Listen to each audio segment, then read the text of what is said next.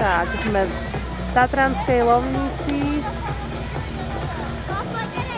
Ale už sme až tak veľa nestihli natočiť. Dlho sme tu čakali, predlho.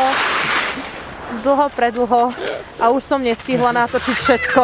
Kým som zapla, 10 minút som to držala, potom už power off. No.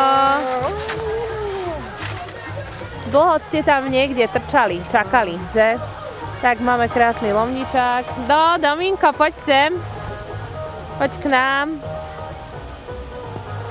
Poď. Jazdovky uzavreté. Veľký nápis. Domi, ahoj. Poď nám povedať, jak si lyžoval. Dominik sa tam zrejme zabudol. No, už sme chodili tam. Hej. Dobre. Myslím, ten lomničák si trošku natočíme.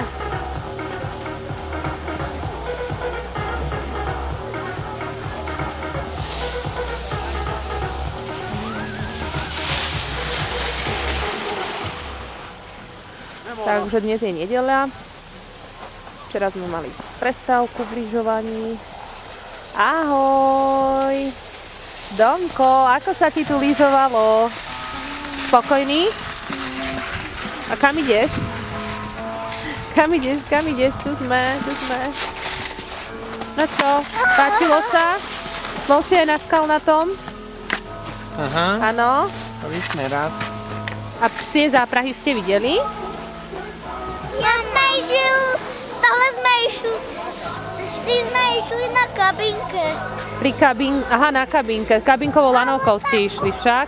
Tie sa ti páčili? Na tú oranžovú na tú modrú. Aha, tá kabinka bola pohodlnejšia však. Ale táti Nova zobal na veľmi vysokú kopec. Na tú novú lanovku. Na tú velikánsku lanovku, kde 11 ľudia mohli ísť dovnútra však.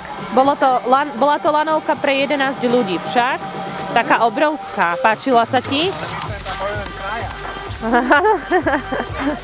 Hej, na tých... Povedalo menej ľudí. Hej, asi poodchádzalo dosť.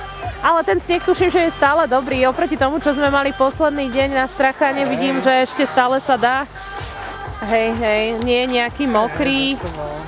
Hej, nie sú tu kopy nakopené, kopy snehu. Takže fajn, dobre. Tak uzatvárame dnešné malé video pri Lomnickom štíte.